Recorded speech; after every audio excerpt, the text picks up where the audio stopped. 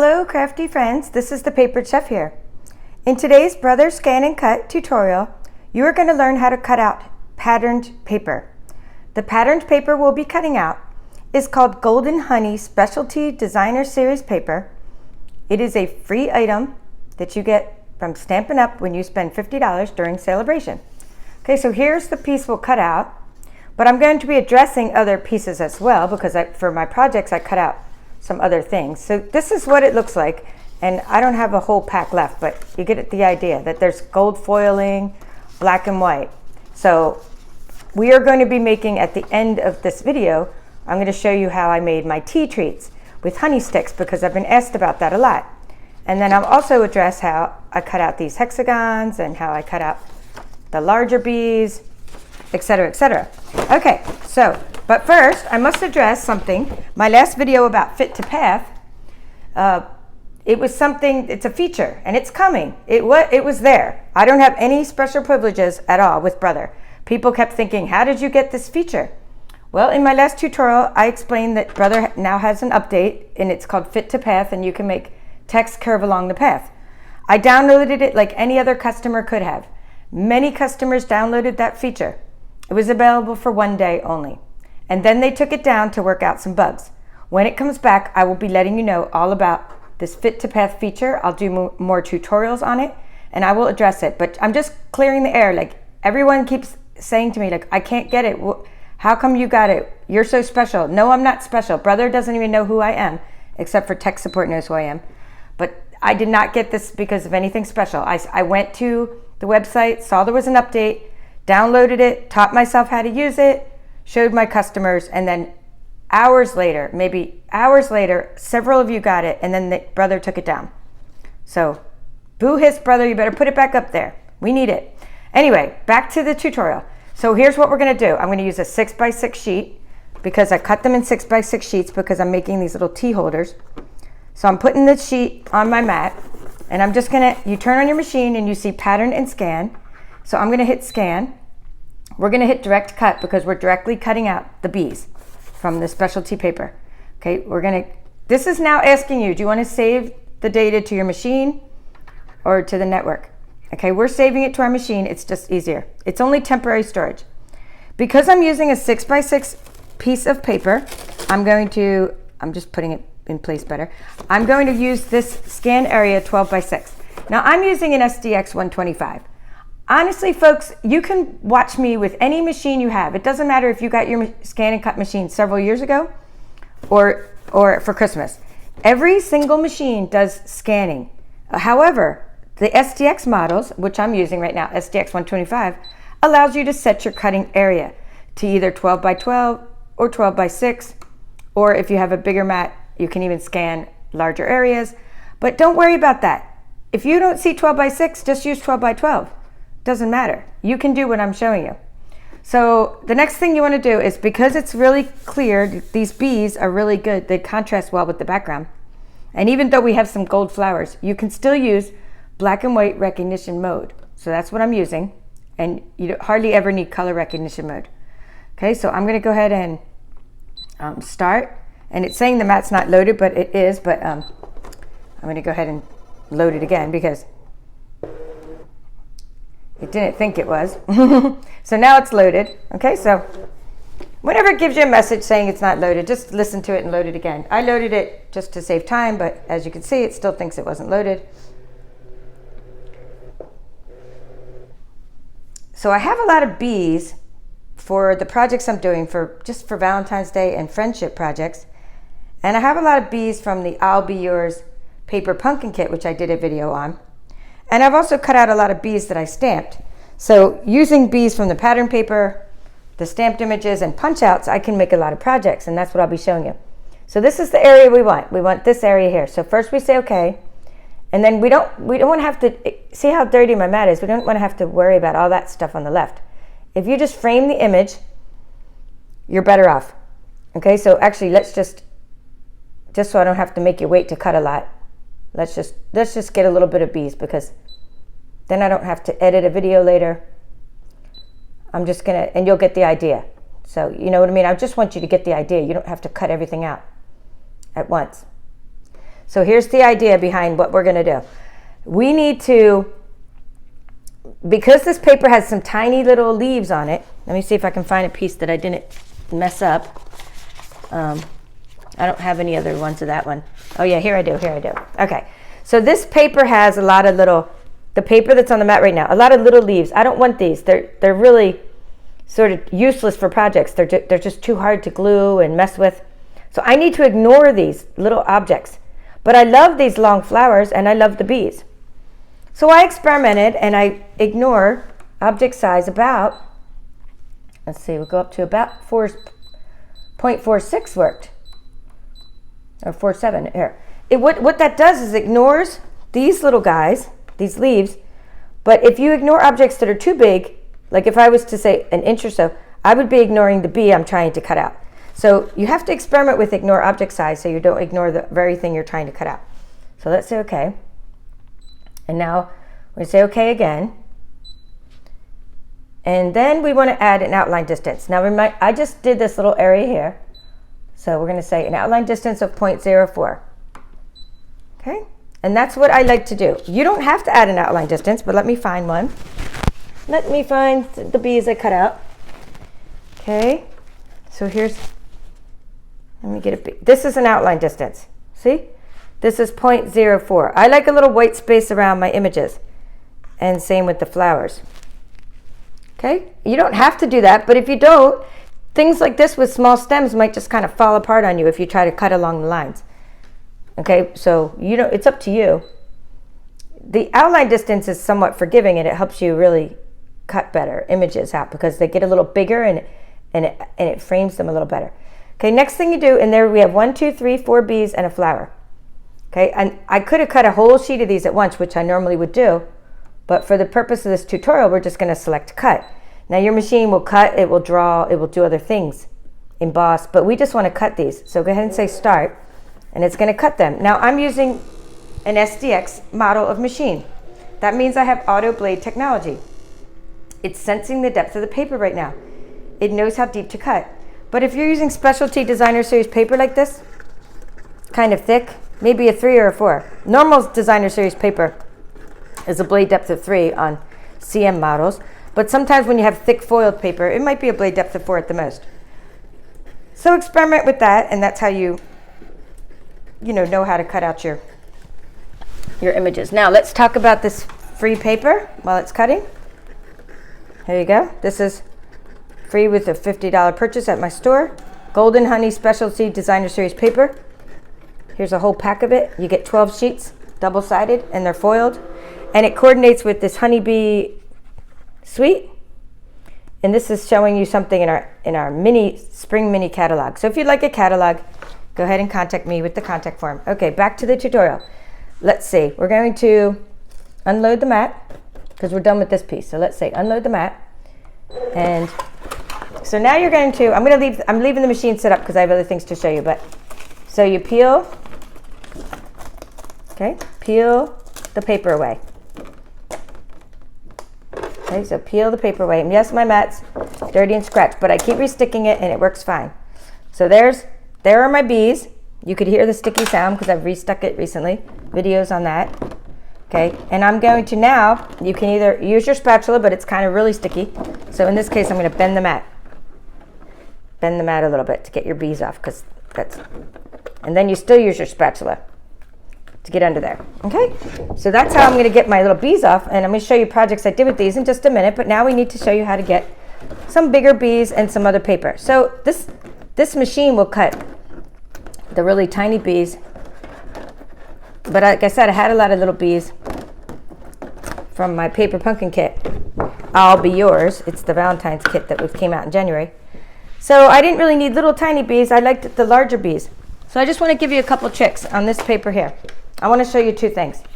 One is I want to show you how I made the hexagons, in case you want to do this. Now, the reason I needed hexagons, you're going to see, is because contrast. When you cut out a gold bee, like I'm going to show you how to cut out a gold bee, when you end up like it doesn't, and you try to put it on white paper, it just doesn't contrast. And without layering it up, I thought, oh, it would look cute on a hexagon. Okay, so I'm just going to show you that, but I'm not actually going to cut out more hexagons, only because, keeping it real, I don't need more hexagons. So I'm not going to cut them out because I'm down to like kind of slivers of this paper here. And I'm trying to make a lot of tea treats. Okay, wait, did you miss that? I'm talking. All right, go back. Pattern. When you turn on your machine, you see pattern and scan. To cut hexagons, you're going to go to pattern. And you're going to go to the shapes. And you're going to scroll down to the hexagon. There. Wait, no, is that an octagon? 1, 2, 3. That's an octagon. Hold on. So this is a hexagon. 1, 2, 3, 4, 6-sided, right? 6-sided. All right, so there's my hexagon, BA-A042. And what I did for this particular project was, I'm going to show you these T holders, is I made 2-inch wide hexagons, and they seem to work really good for my little project and for my bee. And when I changed the width, the height stays in proportion. I left the height alone. It was 1.73. 2-inch, I was able to fit 5 across, as you can see, but you can't really fit 6 across. So you can fit 5 across your paper, but not the 6 because there's a little space between objects. Okay, so that's how I cut the hexagons. I said set. Actually, I said set, but I put 5 on the mat, obviously. And I hit cut, or I hit OK a couple times and cut. But we're not cutting hexagons. I want to show you how to cut out these big bees because they look so cute on the project we're doing, which is the tea holder. So we'll get this paper here. And I also want to show you, because I get asked all the time, can you cut out embossed images? Can you cut out foiled designs? Okay, of course. If there's contrast like there is here, this is gold foiling. And it wouldn't matter if it was embossed or not. If you have contrast, if the scanner can see contrast between the foreground and the background, you can cut it out. So what I want to show you now is how I was able to cut out just the big bees while ignoring this little beehives and ignoring the smaller bees. But however, I do have my pencil here because I need to show you something. If you wanted to cut out these beehives, which I personally do not, you have to use my pencil trick. These are separate objects. And you, of course, wouldn't ignore small object sizes. You're going to have to use your pencil to fill in all these little lines.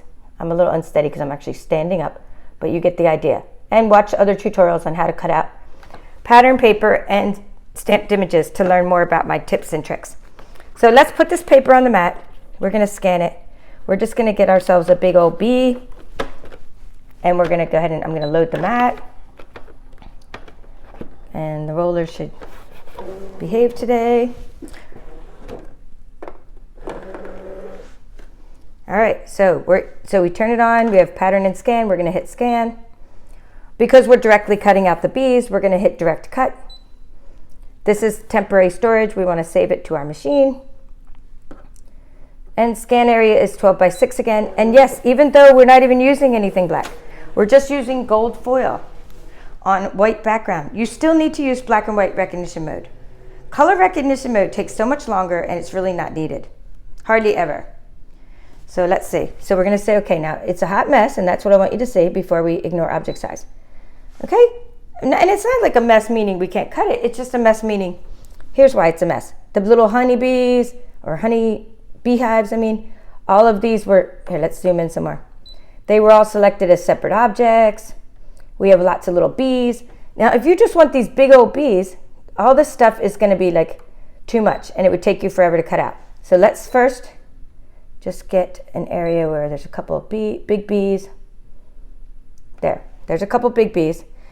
So we still have a lot of little things, even if when we zoom in.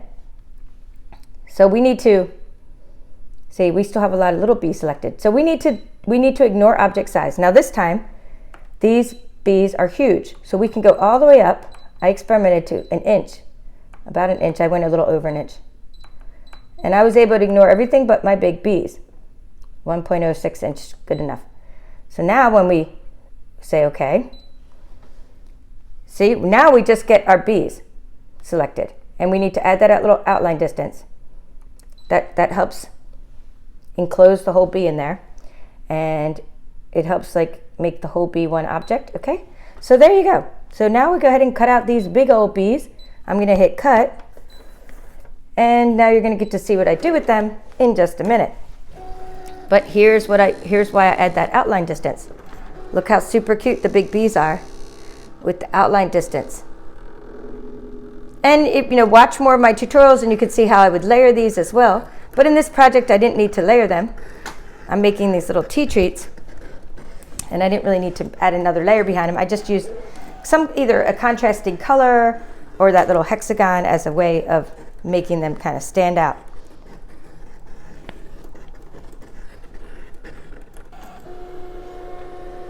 Okay, I'm going to go ahead and say okay, unload the mat, then I can get my machine out of the way and do something with my camera. Okay, so here we go. We're gonna we're gonna peel gently.